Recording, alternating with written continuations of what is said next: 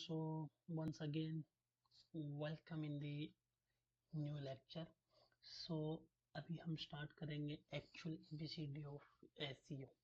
जितनी भी एसईओ के अंदर डेफिनेशंस आती हैं फ्रॉम ए टू जेड, हम मल्टीपल डेफिनेशंस कवर करेंगे।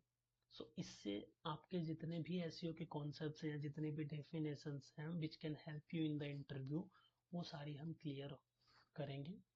ओके, सो जैसे ही एबीसीडी खत्म होंगी, so you will have the basic idea about the SEO, okay, and the terminology of SEO कि SEO के अंदर क्या क्या आते हैं, किस तरह से काम करते हैं। ओके, इनकी कोई सीक्वेंस नहीं है कि फर्स्ट ये कौन कौन सी डेफिनेशंस पहले आएंगी, बट जैसे जैसे A B C D E F G H and up to Z, इस सीक्वेंस में हम चलेंगे। एक कैरेक्टर्स के ऊपर मल्टीपल डेफिनेशंस भी हो सकती हैं। So let's start. ओके, सो पहला है एंकर टेक्स्ट। सो एंकर टेक्स्ट क्या है? Simple, anchor text is a clickable text that links to another page or document while its default color is blue, but this is not mandatory. Okay, anchor text कोई भी एक तरह का text होता है पूरी की पूरी डॉक्यूमेंट में, वेबसाइट में, वेब पेज पे, ब्लॉग में, जिस टेक्स्ट के ऊपर हम एक लिंक ऐड करते हैं।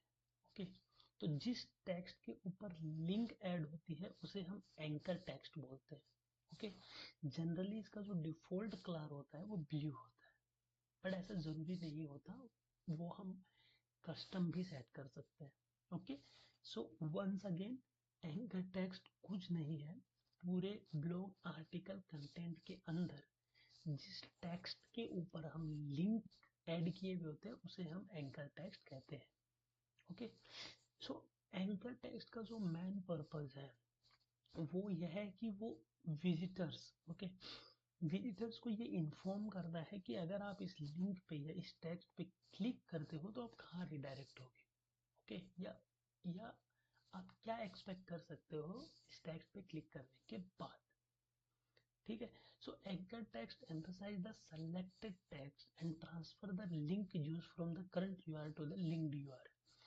एक और इसका क्या क्या होता है कि जिस एंकर टेक्स्ट हम लिंक ऐड करते हैं तो वो एक टाइप का लिंक यूज, यानी कि लिंक इक्विटी, ये फर्दर आएगा कि ये सारे टर्म्स क्या है, वो पास करता है करंट यूआरएल की नेक्स्ट यूआरएल को। ओके, जो as an anchor text added है। ओके, सो यहाँ पे एक एग्जांपल भी दिया हुआ है, आप ये देख सकते हो कि जो एंकर टेक्स्ट है वो इस तरह से होता है कि ये डिफॉल्ट कलर ब्लू है और इस टेक्स्ट के ऊपर एक लिंक दी गई है, इसे हम एंकर टेक्स्ट बोलते हैं। ये कंटेंट के अंदर कहीं पे भी हो सकता है। ओके, नेक्स्ट है एचरेफ।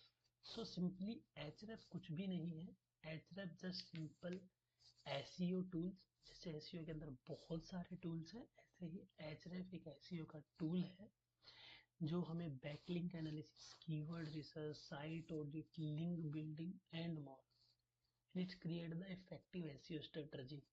इन सब टूल्स की हेल्प लेके हम एसईओ प्रॉपर ऑडिट कर सकते हैं, स्ट्रेटजी बना सकते हैं, कीवर्ड रिसर्च और कंटेंट प्लानिंग कर सकते हैं। Okay, then again backlink. ठीक है, तो बैकलिंक के बारे में हम नेक्स्ट लेक्चर में डिटेल से देखेंगे कि ये क्या होती है, किस तरह से क्रिएट कर सकते हैं, और जितनी भी बैकलिंक्स होती है उनकी इम्पोर्टेंस क्या होती है एसईओ के अंदर, क्वालिटी और इनक्वालिटी बैकलिंक्स के अंदर क्या डिफरेंस है, ये सारी की सारी चीजें हम देखेंगे नेक्स्ट लेक्चर के अंदर। Okay, so let's move